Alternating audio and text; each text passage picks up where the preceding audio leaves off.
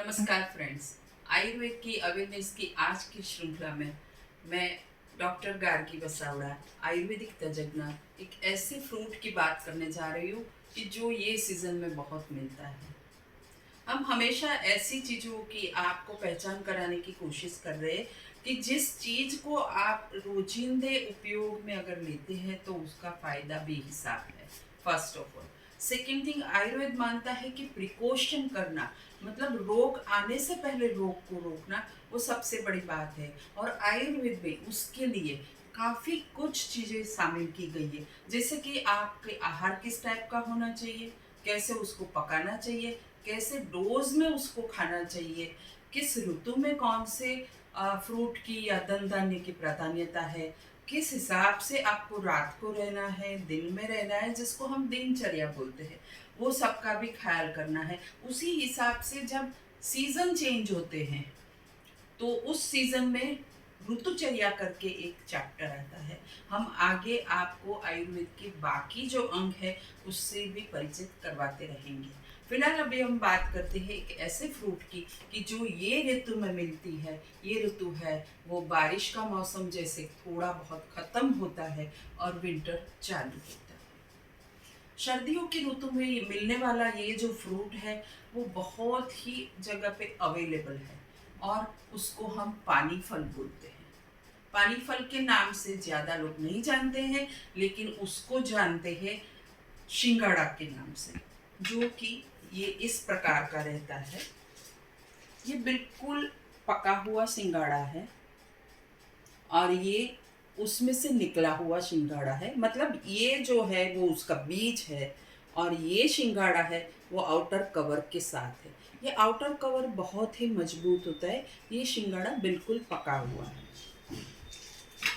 जैसे ये ही शिंगाड़ा जब सितंबर, अक्टूबर, नवंबर में चालू हो जाते हैं, क्योंकि उसकी सीजन तब होती है। बारिश से बहुत गिरने के बाद तालाब में बारिश भर जाती है और ये शिंगाड़ा जो है वो जहाँ तालाब है, जहाँ पानी की आवक जावक नहीं है, स्थिर वास है पानी का, वहाँ पे बहुत होते हैं। इसकी बड़ी बड़ी वैले पानी के ऊपर तैरती रहती है, फैलती रहती है और ट्रायंगल उसके लीव्स होते हैं और उसी टाइम वो उसमें पकते हैं। तो इसको शिंगाड़ा कैसे बोलते हैं? इसको इंग्लिश में वाटर चेस्टनट बोलते हैं। पानी फल इसलिए बोलते हैं कि ये क्योंकि पानी का निकला हुआ फल है, पानी में उगता है, पानी में पनपता है और पानी से ही हमें मिलता है। उसी हिसाब से शिंगाड़ा को तीन और ट्रायंगल जैसे सिंग आते हैं, छोटे छोटे कांटे जैसे होते हैं। ये तो अभी कटा हुआ है, लेकिन वो कांटे जैसे होते हैं, इसलिए तीन शिंग है, इसके लिए उसको शिंगाड़ा बोलते हैं। हिंदी में उसको शिंगाड़ा बोलते हैं। बाकी भारत की इतनी लैंग्वेज है, उसमें ज़्यादा करके शिंगाड़ा के नाम से ये प्रचलित है। ये ज़्यादा करके उत्तर प्रदेश, मध्य प्रदेश, बिहार वगैरह के तालाबों में बहुत पकते हैं। हालांकि गुजरात में भी पकते हैं, लेकिन जो अवेयरनेस होनी चाहिए ये फ्रूट को खाने की, ये फ्रूट से फ़ायदा लेने की, वो काफ़ी कम है। जैसे ये तालाब की दुनिया में तालाब में पकता है, तो तालाब की जैसे बोले जाए नगरी वो कश्मीर है, क्योंकि कश्मीर में जो तालाब है वो भरे पड़े ही रहते हैं पानी से बिल्कुल 12 मास। और वहाँ के सिंगाड़े हैं वो बेस्ट सिंगाड़े माने जाते हैं, मतलब उच्च गुणवत्ता वाले होते हैं। वैसे देखा जाए तो ये सिंघाड़े में इतना अच्छा, इतना छोटा सा है, लेकिन इतना एक कॉम्बो है, जैसे बोले जाए ताकत का, कि इसका हम अगर एक रूप से, एक कंटिन्यूटी में सेवन करें तो उसका फ़ायदा हमें तुरंत देखने को मिलता है। इसमें प्रोटीन्स है, कैल्शियम है, वाइटामिन्स है और एंटीऑक्सीडेंट जो प्रॉपर्टीज़ है वो है। इसमें ऐसे तत्व भी मौजूद है कि जो एंटी कैंसरस है। अब हम हर एक फ्रूट में, सब्जी में ऐसा मानते हैं कि ये भी इतना अच्छा है और एंटी कैंसरस है, ये एंटी डायबिटिक है, शिंगाड़ा एंटी हाइपरटेंसिव भी है, तो फिर हमें उसका फ़ायदा क्यों नहीं देते? तो ये क्वेश्चन है, उसका आंसर ये है कि हम जहाँ से लेते हैं वहाँ अभी खान पान की मिलावट बहुत हो गई है। उसमें पेस्टिसाइड्स होते हैं, यूरिया जैसे निकम्मे खाद भी होते हैं, और जो जहाँ पे पकता है वहाँ पे काफ़ी कुछ गंदे केमिकल्स से पकाया जाता है। तो इसके कारण हम जब खाते हैं तो उसका केमिकल भी हमारे शरीर में जाता है और हमें साइड इफेक्ट देता है। तो ये एक पानी का जो फल है, पानी फल बोलते हैं या सिंघाड़ा बोलते हैं, उसमें ऐसी मिलावट की मात्रा बहुत ही कम रहती है, क्योंकि ये तालाब में अपने आप उग जाता है और अपने आप मिलता है। फ्रेंड्स, ऐसा है कि ये जो सिंघाड़ा है उसका हम ऐसे रोजिंदे रोज बरोज की लाइफ में यूज कर सकते हैं। 2-3 सिंघाड़े रोज कोई ना कोई खा सकता है, मतलब 2-3 सिंघाड़े आप खा सकते हैं, लेकिन जिसका डाइजेशन, हाजमा जिसको बोले, वो थोड़ा सा मंद हो, तो आयुर्वेद में इसको मधुर रस प्रदान बोला है, और थोड़ा सा पचने में भारीपन बताया है। तो जिसको ऐसा है उसको ये 2-3-4 सिंगाड़े खाते हैं तो भी ब्लोटिंग हो जाता है।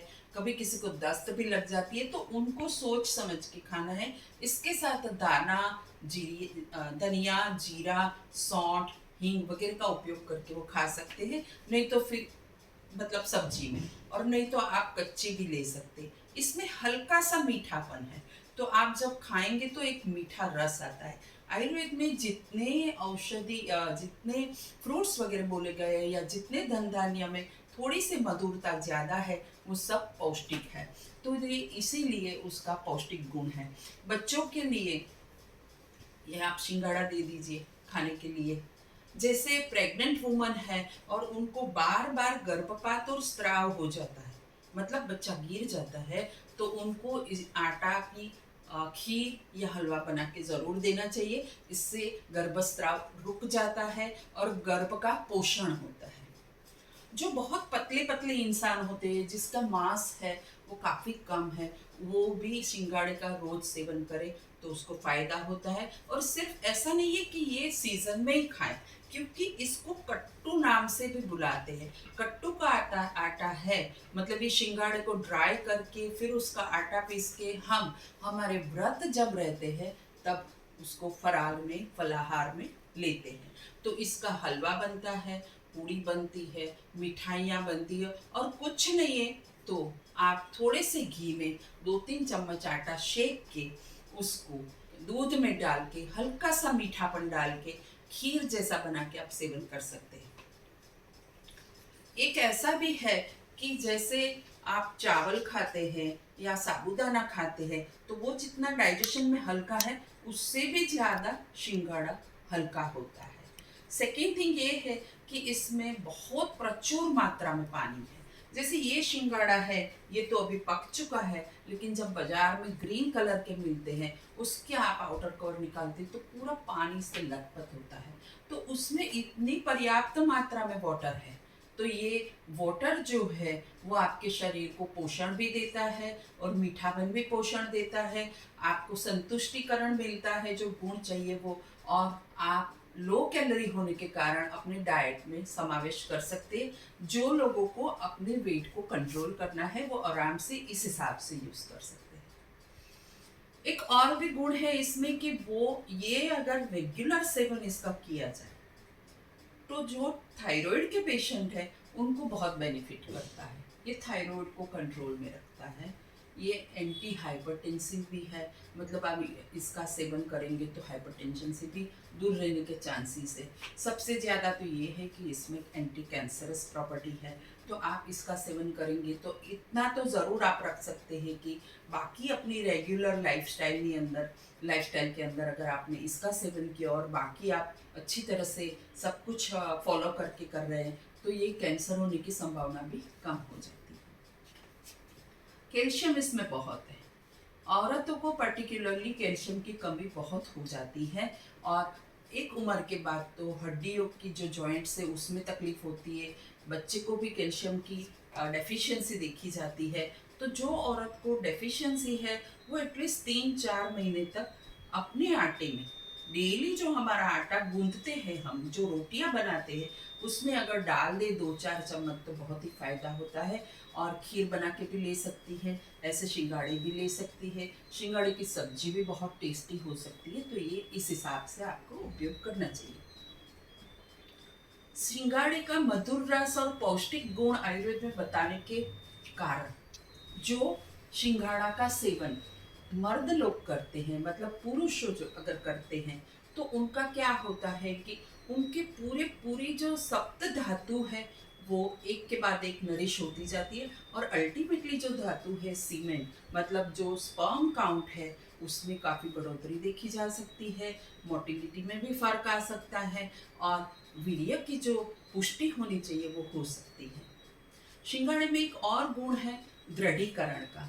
जो पुरुष को अपने अवयव शिथिल मालूम होते हैं उनको भी शिंगाड़े का सेवन रोज करना चाहिए। तदुपरांत जो स्त्रियों को वाइट डिस्चार्ज का प्रॉब्लम है, वैसे वाइट डिस्चार्ज के लिए बहुत रीज़न होते हैं, लेकिन वो कोई भी रीज़न से हो, वाइट डिस्चार्ज की कमी बिल्कुल होती है इसके सेवन से। और दूसरी बात ये होती है कि सिंघाड़े का सेवन से उसको जो बैकएक वगैरह की कंप्लेंट्स रहती है, पैर दुखने की कंप्लेंट्स रहती है, वो चली जाती है। तो जैसे देखा जाए तो सिंघाड़े का तो पौष्टिक गुण भी है, मधुर गुण भी है, इसमें फाइबर बहुत है। तो जो लोग को अपने वेट को मेंटेन करना है या फिर कॉन्स्टिपेशन वगैरह रहती है, तो वो थोड़ा सा उबला हुआ दूध लेके उसमें ये डाल के फिर से उबाल ले, और गरम गरम उसमें वो गंठोड़ा या पिपरी मूल डाल के, जरा सा सूंठ का पाउडर डाल के, इलायची डाल के अगर इसका सेवन करते हैं तो उसको कॉन्स्टिपेशन भी धीरे धीरे दूर हो जाती है। हम डेली रोज बरोज के आटे में, जैसे आजकल एक नया ये निकला है कि भाई कुछ न कुछ एक आटे में दूसरे आटे मिलाओ, तो हमें देखना भी चाहिए कि कौन सा आटा किसको सूट करता है। तो शिंगोड़े का आटा है वो सोयाबीन जैसे हम इस्तेमाल करते हैं, सोयाबीन का आटा डालते हैं गेहूं के में, बाजरे में, चने के आटे में, इसके बजाय अगर 2-3-4 चम्मच भी शिंगोड़े का आटा का सेवन किया जाए तो बहुत ही ये न्यूट्रिशियस होता है और डाइजेशन भी होता है, और हमें 12 महीना जो पोषण कैल्शियम वगैरह का चाहिए वो भी मिलता है। एक और भी चीज है शिंगाड़े के अंदर कि इसके जो छिलके हैं, ये आउटर छिलके, जैसे ये बिल्कुल ही आपको कोयले की तरह दिखता है, तो ये छिलके को अगर आपने अच्छी तरह से जला दिया, शिंगोड़ा हम 2-3 चीज तरह से खा सकते हैं।